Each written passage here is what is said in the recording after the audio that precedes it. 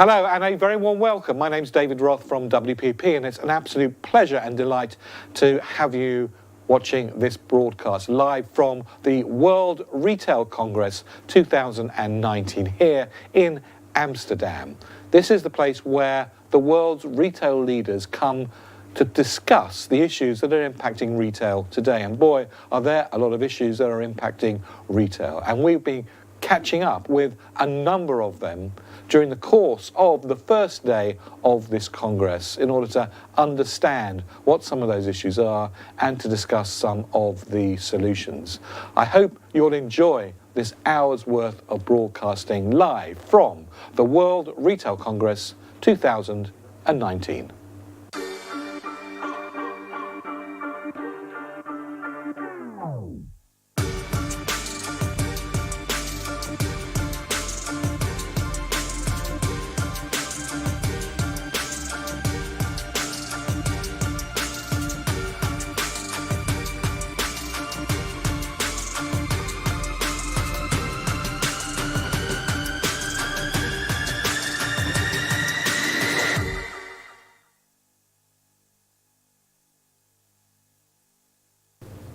Well, I'm now joined by Walter Kolik, who is the Chief Executive for Europe and Indonesia for Untitled.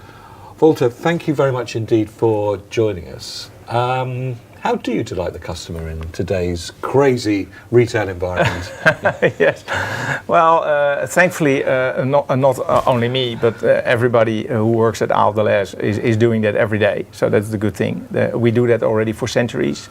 But and I think we do that in our stores, we do that on our online services, so in many different ways, by offering, of course, the right product, the right service at the right price. But yeah, it's something which is really in our DNA to serve customers and to help them. We do that also via local brands. Customers don't know Ahold, but they know the brands in the different countries, and they love the brand. We put a lot of effort in making the brand strong, so that's what we work on every day. Around the world, customers are getting, I suppose, more and more picky about exactly what they want. They're becoming more sophisticated consumers. Absolutely. What strain does that put on the retail organisation from a buying perspective right the way through to I suppose, a in-store activation perspective? Yeah. No, it means a lot of innovation on our side to bring also the new ideas and the new concepts quickly to the table. So that requires some speed of action on our side. The good news. How difficult is that within the organisation? Well, it's not so difficult. I think we have a lot of talented people working for us who also can think of new concepts and new ideas quite quickly. Because we are quite big, making it scalable and making it available on a bigger scale is sometimes difficult. So that's not always easy. But we have quite an adaptive organization to be able to go quickly about new things. But on the other hand, we are also not a startup. We are a kind of like a legacy player with a lot of legacy. Yes. So sometimes you have to work your way around it and use a lot of creativity to be able to do that. I mean, a lot of people, commentators, are saying the old legacy retailers are dead. Yeah, that's clearly you're living proof that that's not true. Alive and kicking. Yes.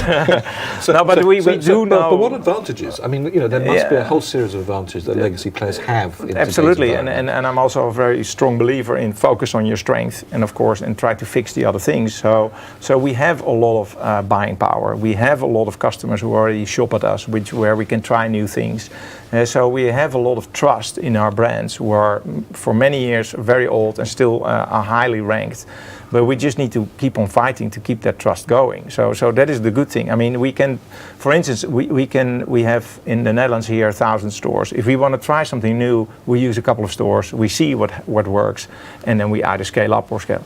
There's not a lot of other retailers who have, or other players who have that opportunity to get so close and so connected with the customers. And sometimes we can use also new tooling, like, hey, give us a rating, give us this, give us. So I think we sometimes underutilize our strengths in a way. but we have absolutely opportunities to move also in the new world. And those opportunities clearly include physical. And again, there are many people who would say, 101 now, cut as much physical as you can. You're not doing that. So what do you see within physical that is so alluring? A lot, because if you look at our physical store, if you only look at it already for 4 years ago, we had a lot of non-food in it. We didn't have hardly any food services in it. We put the non-food online, so we sell it at bol.com, which is our non-food online player. And we've moved space around in our store, have more food for now, have sushi corners, have more space for fresh, for bakeries, for deli. We're also completely overhauling it and become more digital. So there's no paper, there's more digital experience in the store. We made the shopping experience easier. So you can pay with your card. You don't have to stand in line. We've reduced the checkout. So there's a lot going on, and we still believe as the store as instant gratification. You go in and you go out and you quickly get your hot coffee, but also your groceries or whatever you need. We have very convenient locations where we are always in the proximity of a neighborhood, and nothing beats that experience if you have to wait for online. So, but we are constantly investing and changing our stores to be more adaptive of what is necessary. And are you seeing a big divide between the way millennials shop and the way everybody else shops? Yeah. And what are you going to do about it? No, be there for both of them. Yes. I mean, joking aside, is that a very complicated thing to do? No, because ultimately, what millennials want is actually something that older people like us also want. You don't think we're millennials? Well, maybe not. We might have the mindset. We might have the mindset, but we are technically we're not. But I think they want companies who take a stand in certain areas, like what are you doing for the environment, like what is the transparency of your products, where is it coming from. They are digitally more savvy than others, but we need to be adaptive, and people are used to order their travel, their hotels, everything online, and of course grocery online, or at least searching for recipes, how to cook. We need to be there, and we have a lot of.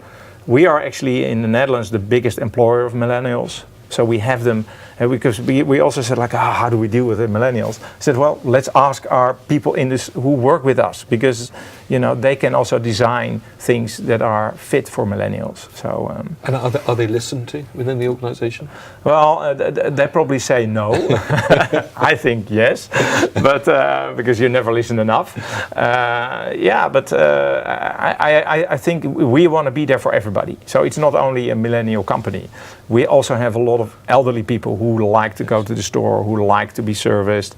And they are basically as big as a population as the millennial are. And of course, we have the role to play to be there for everybody. And we can. The fun part is we employ also people who are already 60 plus and work here already for 40 years. And we have people who are 20 and who just work here for 2 years and have a strong opinion. But we sometimes put them in a room and we find a solution. That's a nice balance. You also look after Indonesia. Indonesia is one of the countries that has the youngest population in the world, one of the fastest growing middle class in the world. Yeah. What insights can you give us? Well, Indonesia is a fascinating business. We have it already for 20 years. I have traveled a lot to Asia, to Shanghai and Beijing, and of course talked with all the big players there and see what's going on. And the funny thing is you see that kind of, because they're highly urbanized areas. So you see the store has also a different role. It has much more also a role for last mile delivery, for food for now. So we can experiment a lot with local players like Gojek or other kind of companies who can provide that together with us. So for us, it's a very interesting learning ground on these concepts, because they are not so mature here in Europe yet. The other end is that there is a big population. It is growing. They're very value conscious. Everybody knows the price of a chicken, an egg, and all the other staples. So there is a growing need for more fresh. We can bring in a lot of know-how to local farmers and to help to have a better crop so that they can serve us as a strategic partner. So that's what we've learned a lot with our strategic partners over in the past couple of years. So we can apply that in Indonesia because we cannot ship goods to Indonesia. That's really silly. I mean, it's a rich country. So for us, it's we have young talent working there, also from Europe and also from Indonesia. So it's also an interesting. I've worked myself 4 years in Asia 20 years ago, setting up a business there, which was for me an enriching experience. And now we've also sent some new talents there who have the same kind of experience. So mixing. So we can learn a lot from what's going on, especially what's coming down from China.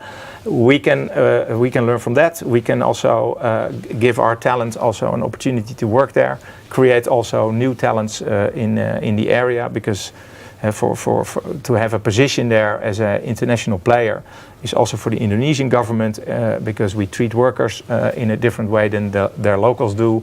So we can, so they like us a lot, and they want us to kind of advocate, like, okay, how do you work together? How do you work with a purpose-led company? And also we can also send talent there to work and experience a completely different, way of working, a different culture, which makes everybody a richer person. So. Yeah. Now, one last question. Yes. In a few words, maybe even one word, how would you sum up the retail times that we're in? Super exciting. Yeah, they are very exciting, and I always look at it from a positive point of view, because you can sometimes wake up and you think, oh my God, how are we going to do this? But it is exciting. Well, It's a fantastic way of ending us. Well, thank you so much indeed for joining us. All right, thank you very much.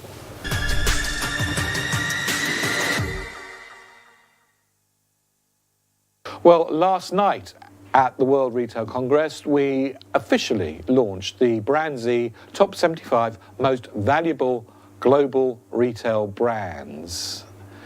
And that report is available for you to download at www.brandz.com. Let's take a look at the brands that have made up the 2019 BrandZ Top 75 Most Valuable Global Retail Brands.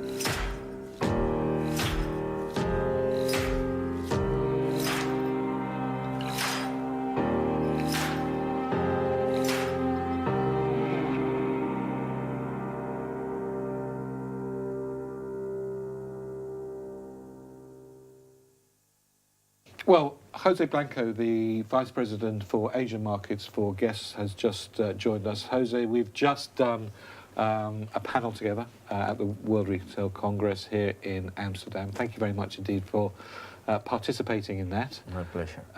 So let's cover maybe some of the ground that we talked about then, and maybe some new ground. You have an amazing amount of experience in Asia and in China in particular. How would you sum up retailing in China today?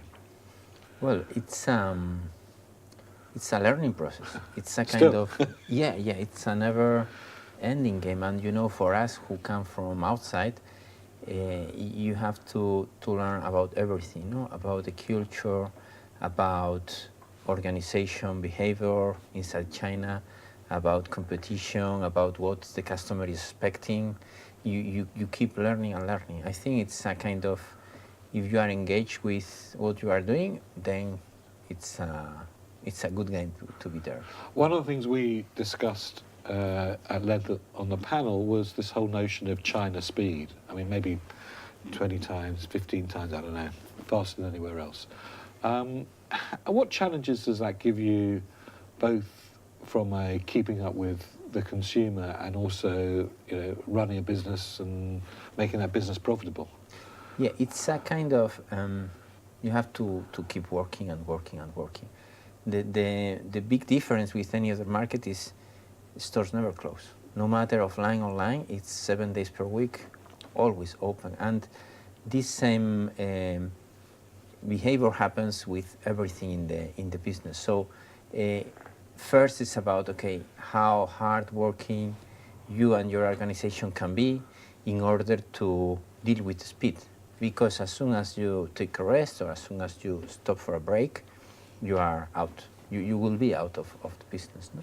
And together with this speed is also to understand that the speed is happening in many different dimensions. And you have to pay attention to all of them in order to ensure you are not missing any of them. These dimensions can go from competition, local or international, can be how you have to deal with social media, your marketing, the influencers.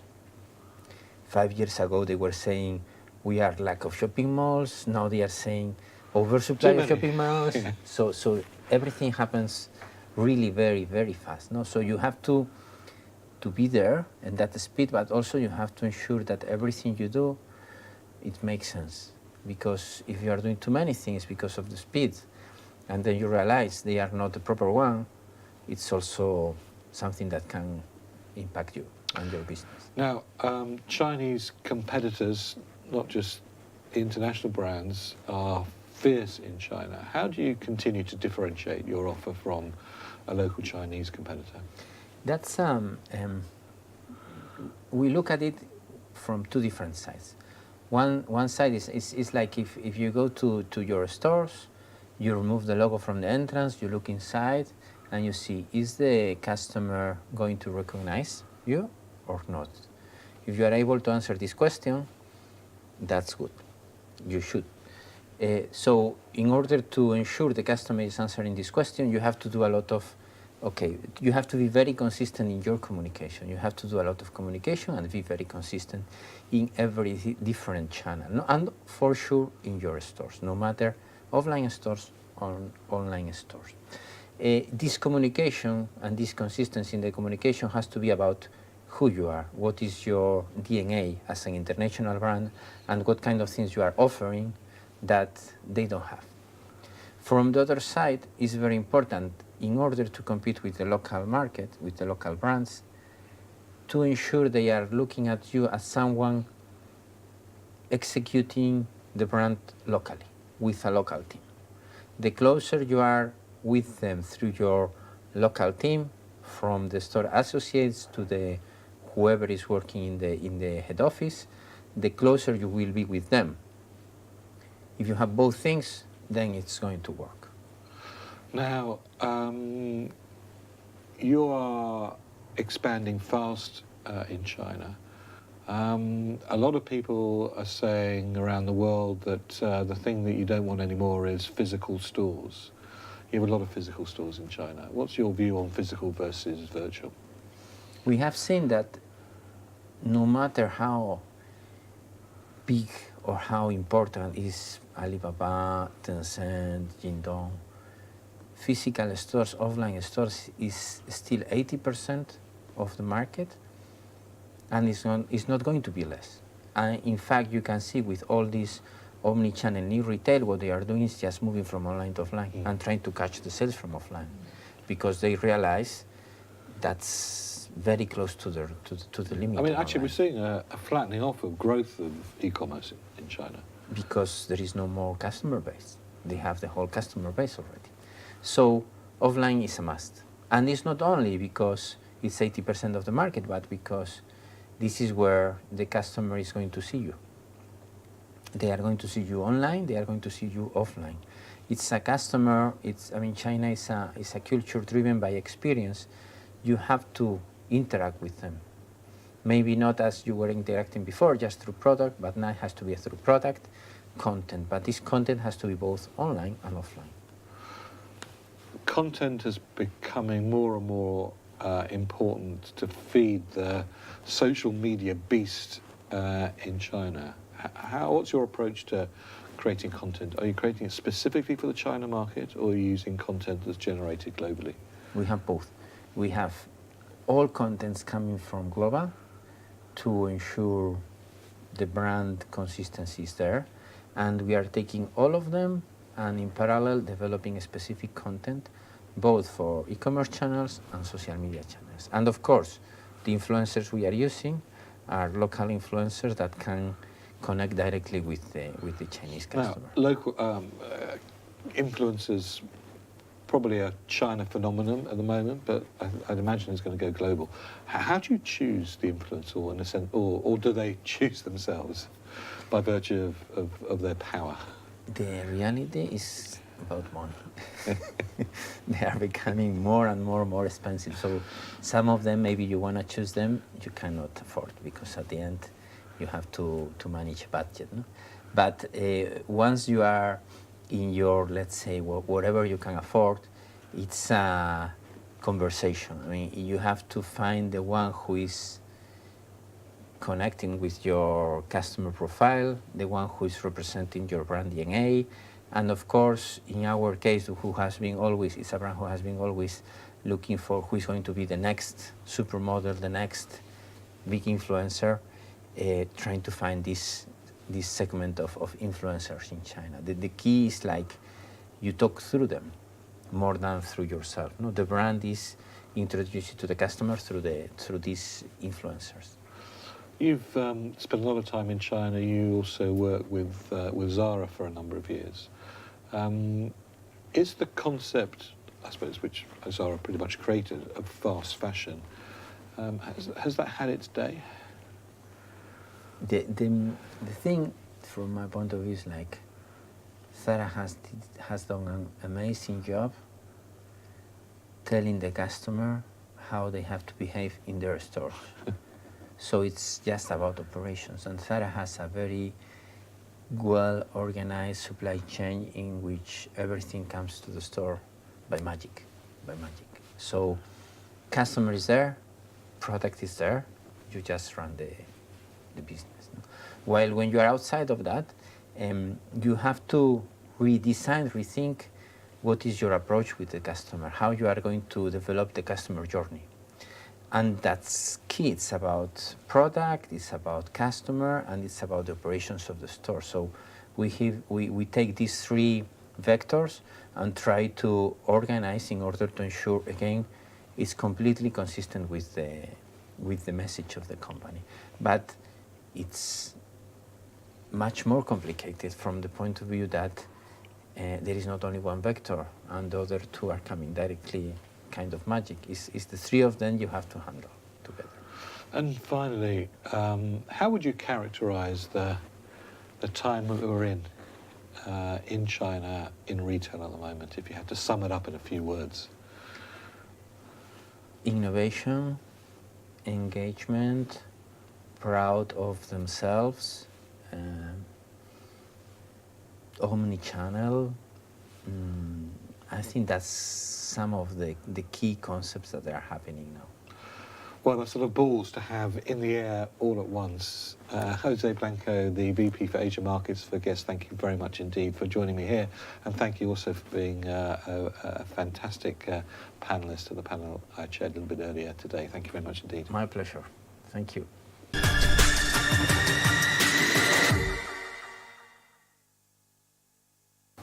Well, I'm now joined by two entrepreneurs, Kimberly Carney, the founder and CEO of Fashwire, and Adam Itai, the Chief Strategy Officer for SuperApp. A very warm welcome, both of you. Likewise. Great to be here. Thank Let's you. start a little bit talking about your creation, your business, your entrepreneurial venture. What is it? What does it do? All How's right, it positioned so in this retail, in this wonderful retail this space crazy that we world of operate in? retail and digital. Yeah. Fashwire is a multi-brand marketplace connecting fashion designers directly to consumers through on one platform that's a Tinder swipe right, swipe left data I point. know nothing about Tinder. You know, of course, none of us do. Really, the deliverable to the industry is hard metrics of consumer preferences in real time. And we've grown in the last year from 30 to over 200 designers. Wow. And it's been great seeing all these designers come together on one platform. Fantastic. And the designers are Contemporary. stateswide Yeah, or globally no, it's now? worldwide. So we've targeted the London shows. So we have Spain, London, all over Europe, really, and then obviously the U.S. Okay, fantastic. Adam.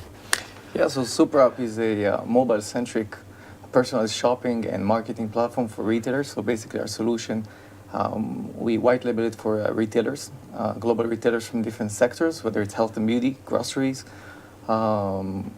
drugstores, fashion. And we help retailers actually engage consumers in a better way on mobile. If we look at the solutions today that e-commerce introducing to consumers, it was mostly mimicked from the web. And that's why today when you look on the numbers of conversions in mobile, you see that there is a big gap between what mobile is generating and the web. So we kind of redesigned, reinvented how shopping should be on mobile. And we help retailers better utilize that channel. Great. Well, you're both here together with a number of other entrepreneurs at the World Retail Congress to show off your innovations, to get retailers interested, intrigued, wanting to engage. I want to talk to you a bit about being an entrepreneur. What on earth made you want to create your own business and create a concept that nobody else had thought of and take it from an idea to reality? So I actually own a retail store, we'll talk later, in Seattle. And so many designers wanted to get into my store, and with my store it's on my budget, and I have to carry the AGs, the Theories, and the bigger brands because they're my revenue. And these smaller designers, I thought, gosh, there has to be a way to make this digital so they can be on one platform, because their biggest complaints were the trade shows were too expensive, so they were flying out and cold walking the stores. And that's how I came up with it, to give one platform. And was it one eureka moment, or we've been thinking about it for a while? And because the difference between everybody else and entrepreneurs is everybody else has ideas and does nothing with them, and entrepreneurs actually do something with it. It was a moment of just these designers that I would get to know and I would like them. And, part of owning a store and working with the brands is the relationships you build. And, and I'm from .com time. So my idea was, everybody else out there has to go through retailers or brokers to get brands, and so many of these fashion apps are masquerading as a designer solution when they're really a retailer solution. And we've actually targeted those trade shows and walked the floors and developed those relationships, and all of our designers signed up have contracts just with us. And so it was this moment where we need to do this, and I hired a developer. That one didn't last. And then I found the endgame developer, and I did hire an amazing advisory board to come on and really guide me. And we have an eBay, product officer. We have Deborah Weinswig, who's here at the show, and we have these different advisors who've guided me. Deborah's great. Yeah, she's been a great advisor for Fashwire. So. What's your route to entrepreneurialism? if that's a word? Well, you have to have a very solid vision. I think that you have the ability to see something that probably no one else sees besides you. As an entrepreneur, you have a vision that you can throw the rock as far as you can probably imagine, and be willing to sacrifice a lot in order to get there. For SuperUp, for instance, it became as a vision of one man, Roy, which is the CEO, the founder of the company. When he held the first iPhone, he realized back in 2008, when e-commerce was just something that people barely even used, that this is the future of this sector of e-commerce, and that's how people are going to shop. And this idea, this vision of SuperUp was born already back then. Now, one of the things they say about being an entrepreneur is it's tough on the entrepreneur. How's that manifested itself in your life? Well, sleep's not an option. I love the drive of being an entrepreneur. So you do sacrifice your personal life. You do. I'm a single mom. Fortunately, I have a great dad to my children who is really tag teams us with me as single parents, and but everything else, you're so focused on that end game and what you can do for your designers. And like for me in this world of designers who are so excited to get on your platform, because they'll look at it and they'll be like, oh, we've seen, and then all of a sudden like, oh, there's nothing like this, we want to get on, and trust in us and believe in us to take us there. And I feel like it's my job, whatever we need to do, whether I need to put up the images for the designers, whether I need to be out here at a show, or whatever we do, you keep going. And how do you take the knocks? I mean, if you look back at many of the classic entrepreneurs who've gone on to create massive businesses, their first few years or even first 10, 15 years had many failures. How do you take those knocks? Do you take it very personally? Oh, no, never. You should never take it personal. I think if you don't fail, you don't learn. I think, I think that's the test of an entrepreneur. Is Absolutely. How do you get up from a failure? And if you just failed and quit, then I guess you're not an entrepreneur. Yeah. Because entrepreneur is about keep going. It's about learning from your experience. It's about learning the lesson and just come back strong. I think this is it's more of a character. It's like you're born with it. Entrepreneurs, real entrepreneurs, I think that this is you know that you can't work for anybody else. So true. You really wanna be there, right? You really wanna be there to fulfill your own vision. Yeah. And I think that what's really intrigues me, especially if we're talking about high tech and in today's ecosystem and environment, is like you are in charge of so many things in this type of business. It's like all of it. It's like the fundraising and the marketing and everything that it includes, and operations and the development and the product, and it's like literally everything. You have to be You're hands-on. chief of all of those. Exactly. Eventually, it's all rolls to you, and I think that one of the tests of an entrepreneur. SuperUp now we're about 65 people, and we're scaling, we're growing.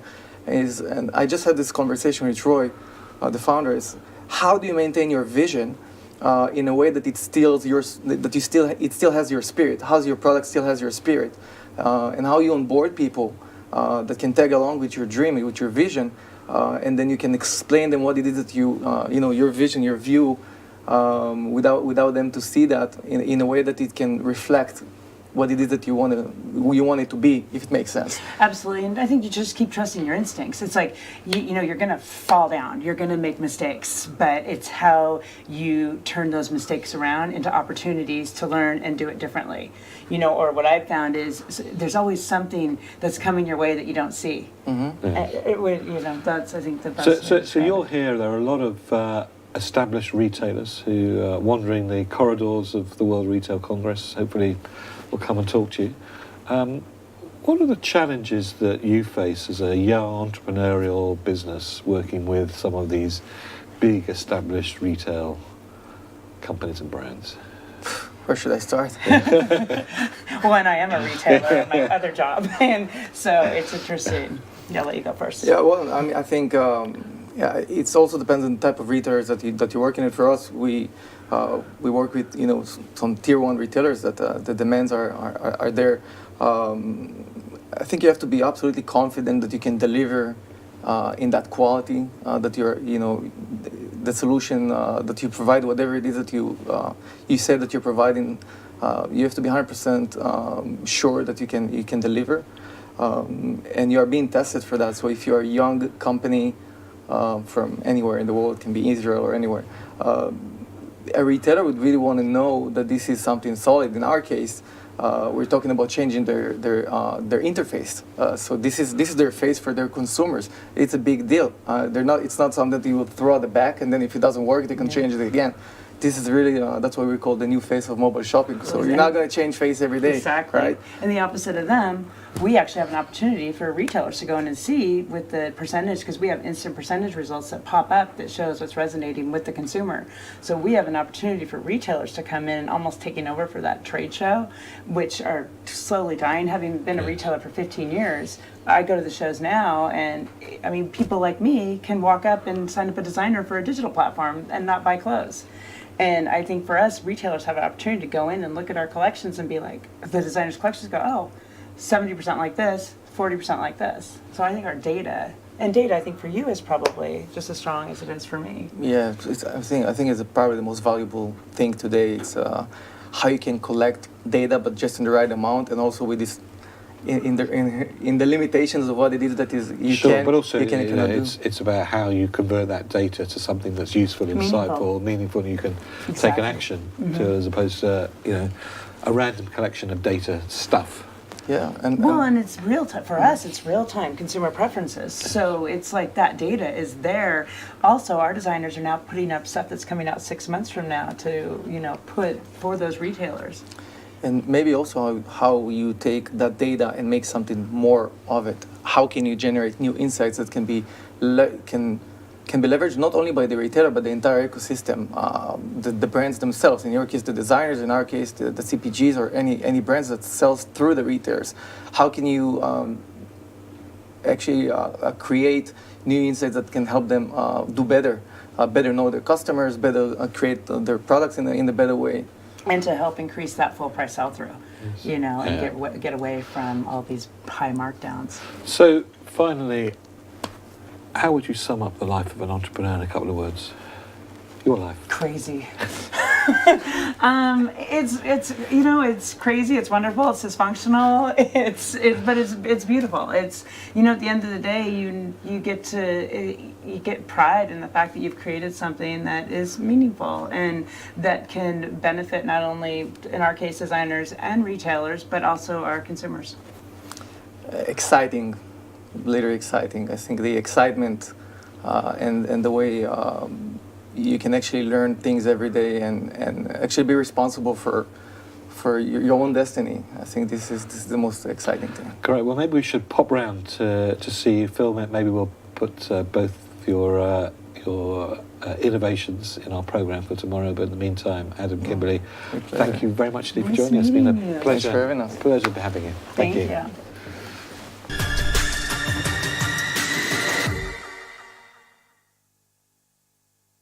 Well, almost the end of our broadcast today, and we are now joined live by Ian McGarrigle, the Chairman of the World Retail Congress. Ian, always a pleasure. I can't believe it's a year since we did this last time. No, where's that year gone? In fact, such a lot's happened, hasn't it? Well, a lot of retailers have come and gone in that, period. And some have, lots have arrived as well, so which is a good thing. Yeah. So, reflections after day one. It's great to be up and running. It's good. Great to see. I think it's always great. So many people from literally all over the world. That's fantastic. So there's a great buzz. It feels good. The content feels really relevant, which is a huge relief. And I think really pleased because we've got quite a strong theme this year, which high velocity retail, which grew out of our research, and it just.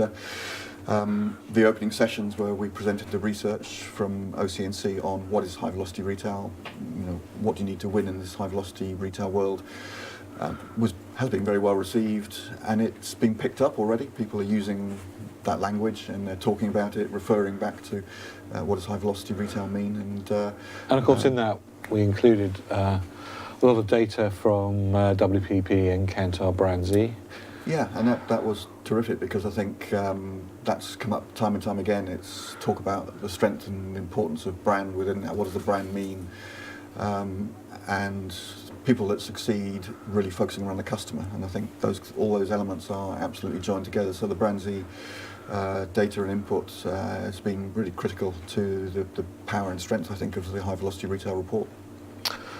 What other themes have you seen from today? We were both in a session by JD.com. Interesting perception, views that they have about where retailing is going and their positioning for the future. Should we all be scared?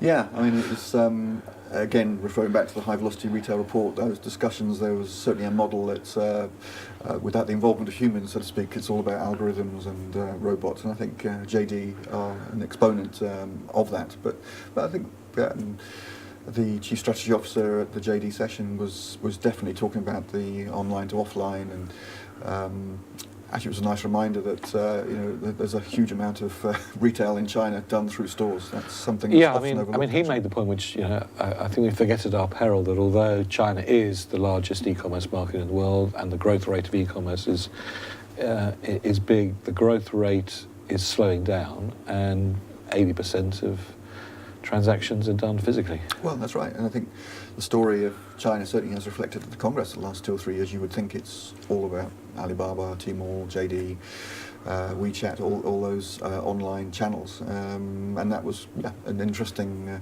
refreshing reminder. And the focus around what makes that 80% of retail work in China. And I think that's something we're seeing, aren't we, with Alibaba's Hema concept, which I think I've heard a lot in terms of what Hema is and Alibaba are trying to do with that is absolutely a model that people need to look at, with that joined up thinking about the role of the store. What else has captured your imagination this afternoon? Well, yeah, I mean, I think we've had some great presentations. It was great to hear Walter Koch from the CEO of Ahold. It's his first major keynote, which is great. We're really pleased, and I think again he just touched on so many of the themes that seem to resonate. But we've heard this afternoon from a great panel of all-female disruptors from the States, Orchard Mile, Universal Standard, and Laline, who are they're disrupting their sectors. But it's for me, it's that new, refreshing approach to retail. I mean, they're saying anything's possible. We want to create new businesses. They don't come from retail backgrounds. They're thinking about the consumer base, and as Universal Standard, Alex Waldman said, she created it out of necessity, and necessity is the mother of invention. And I think that's really great to see that energy and that sort of emergence of fresh new thinking. And it's nice to see a load of young entrepreneurs here as well. Yeah, absolutely. Yeah, and that's.